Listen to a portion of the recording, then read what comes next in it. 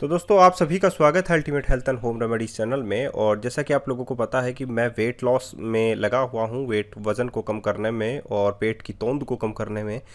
तो फाइनली मैं आप लोगों को एक बात बता देता हूँ, 82 किलो से जो है कम करने की जर्नी जो है उसमें तीसरा या चौथा दिन है। और जैसा कि आप लोगों को लास्ट वीडियो में अपलोड नहीं कर पाया था तो क्योंकि पैरों की जो काव्स थी उसमें बहुत ज़्यादा पेन होने लग गया था, तो इसीलिए मैंने क्या किया कि जो सिटिंग वर्कआउट हैं वही किए हैं। मैं आप लोगों को लास्ट में दिखा भी दूंगा कि कौन कौन से वर्कआउट हैं जो आप लोगों को करने हैं। तो सबसे पहले हम लोग जो है रनिंग से स्टार्ट करते हैं। रनिंग से स्टार्ट करने का मतलब जॉगिंग एट प्लेस आप लोगों को करना है। आप लोगों को भी पता है कि मुझे भी jogging at place he start करना होता है ताकि शरीर वार्म अप हो जाए। और एक दिन का जो गैप है वो मैंने गैप नहीं लिया है, मैं पहले आप लोगों को बता देता हूँ, क्योंकि काव्स में दर्द होने लग गया था। ज़्यादा वर्कआउट होने से काव्स में दर्द होने लग जाता है। अब बात करते हैं, हम लोगों को प्रोटीन्स की भी ज़रूरत पड़ेगी, ठीक है, क्योंकि हमारी मसल्स जो है हमारी एक्स्ट्रा फैट के साथ साथ हमारी मसल्स लॉस भी होती हैं। तो उसके लिए हम लोगों को प्रोटीन लेने की बहुत ज़्यादा ज़रूरत होती है। तो जॉगिंग एट प्लस में आप लोगों को ये फ़ायदा मिलता है कि बहुत सारा पसीना बाहर निकलता है और बहुत सारी टॉक्सिटी बाहर निकल जाती है शरीर की। तो लास्ट वीडियोस में मैं जो है आप लोगों को बताना चाहता हूँ कि मैंने जो वीडियो नहीं डाली उसका रीज़न यही था कि काउस में दर्द होने लग गया था, पैरों में दर्द होने लग गया था। तो मैंने लेटे लेटे कुछ एक्सरसाइज की हैं और मैं लास्ट में आप लोगों को बता दूंगा कि मैंने ये लेटे लेटे भी एक्सरसाइज की थी। एक्चुअली में जब वेट लॉस हो जाता है तो आप लोगों को बहुत ज़्यादा खुशी होती है, क्योंकि जब वेट बढ़ने लगता है तो साथ में बहुत सारी बीमारियां आने लगती हैं। पेट में गैस होने लगती है, आफरा आने लग जाता है, कहीं बैठा नहीं जाता, या पैंट जो है वो उसमें पहनने में प्रॉब्लम हो जाती है। तो बहुत सारी प्रॉब्लम्स जो है वो अब मुझे फेस हो रही हैं और मुझे लगता है कि जो मोटे लोग हैं वो कितना प्रॉब्लम जो है वो फेस करते होंगे, क्योंकि बहुत सारी प्रॉब्लम्स होती हैं पेट को लेकर। और पेट लटकना नहीं चाहिए, चर्बी तो लटकनी नहीं चाहिए, इवन मैं ये कहूँगा। इसीलिए मैं जॉगिंग एट प्लेस जो है वो स्टार्ट कर रहा हूँ वहाँ से, क्योंकि इससे वार्म अप हो जाता है शरीर और बहुत सारा पसीना भी बाहर निकल रहा है। तो मुझे बहुत सारा मज़ा आ रहा है, क्योंकि मैं भी चाहता हूँ कि आप लोग भी जो है हेल्दी रहें, फिट रहें। तो उसके लिए मैं अगर प्रयास कर रहा हूँ और मैं वेट लॉस की ओर जा रहा हूँ तो आप लोग भी जा सकते हैं, ये मैं आप लोगों को बताना चाहता हूँ। तो आज मैंने जो जॉगिंग एट प्लेस है वो इनफ टाइम के लिए किया है, तकरीबन 2 मिनट 34 से 35 मिनट किया है। नेक्स्ट जो है वो जंपिंग जैक है। जंपिंग जैक्स जो है जॉगिंग एट प्लेस करने के बाद थोड़ा सा समय लेकर मैंने किया है, और ये मैंने 25 to 30 राउंड्स जो हैं वो जॉगिंग रन उसके जंपिंग जैक्स के लगाए हैं।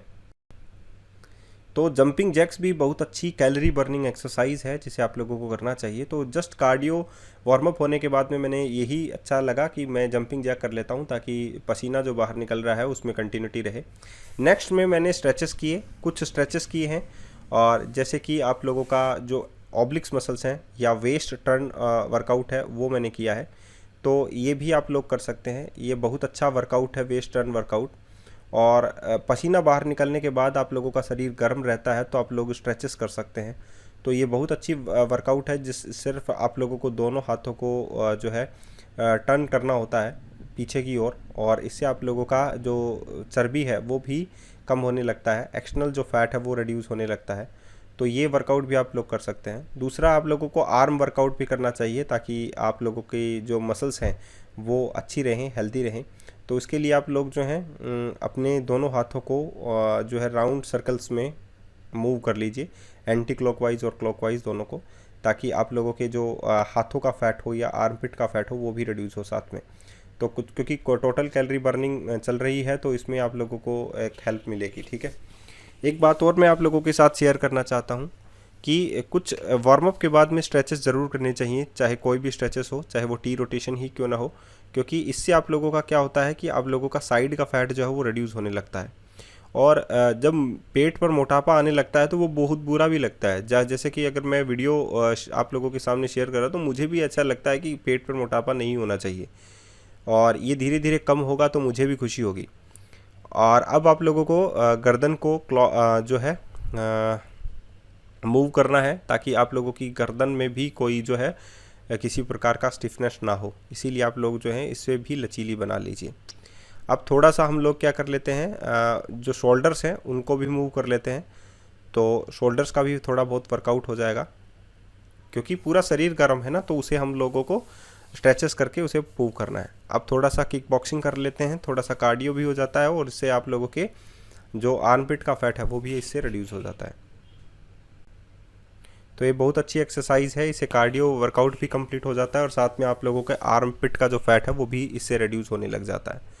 तो बहुत अच्छा वर्कआउट है, इसे भी आप लोगों को अपने रूटीन में ऐड करना चाहिए। और जैसा कि मैंने हमेशा कहा था कि मुझे ही फॉलो कर लीजिए अगर आप लोग वेट को लूज़ करना चाहते हैं तो।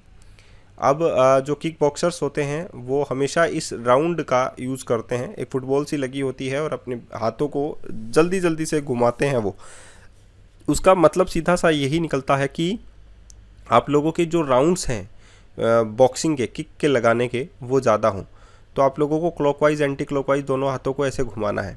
अब थोड़ा सा हम लोग क्या कर लेते हैं, कार्डियो कर लेते हैं, तो हाई नी एक्सरसाइज जो है वो कर लेते हैं थोड़ी सी, ताकि आप लोगों का कार्डियो फिर से जो है स्ट्रॉन्ग बन जाए और बहुत सारा पसीना भी बाहर निकल जाए, क्योंकि अभी शरीर जो है वो गर्म है तो हम लोग वर्कआउट करने में अच्छे रहते हैं।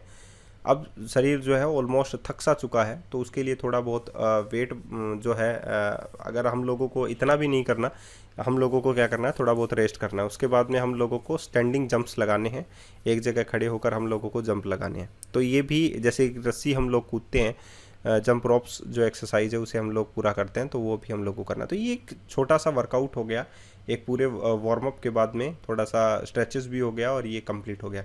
तो ये मैंने 4th डे जो है वो किया है।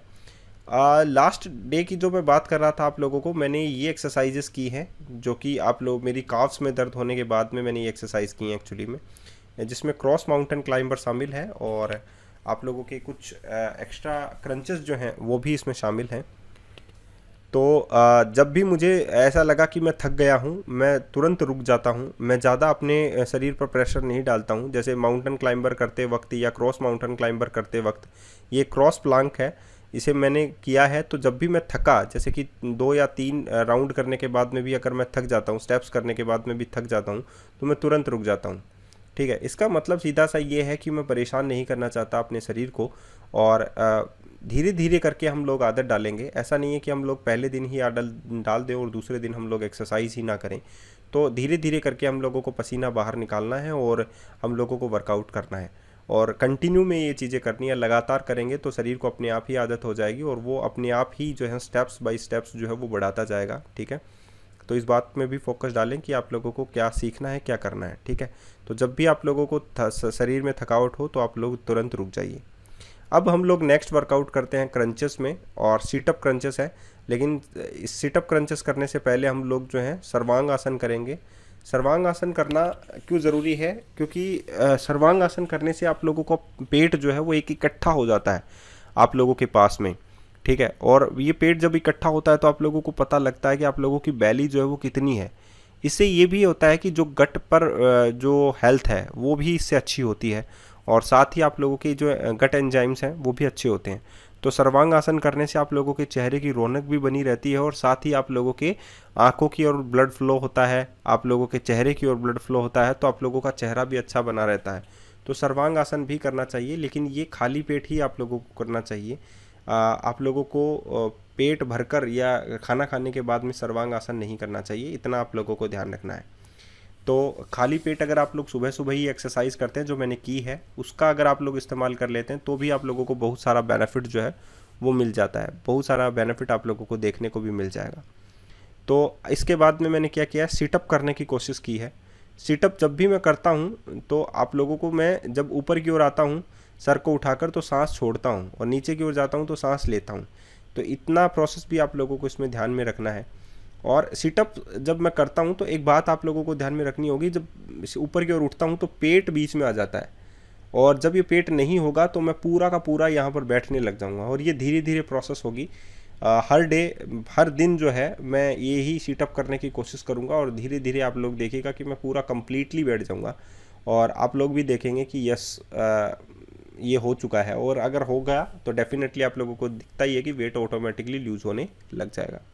तो सीटअप्स करें, और सीटअप्स की प्रयास भी करेंगे, लगातार करते रहेंगे तो ऑटोमेटिकली आप लोग जो हैं इस चीज़ में परफेक्ट भी हो जाएंगे। तो सीटअप्स ज़रूर करें।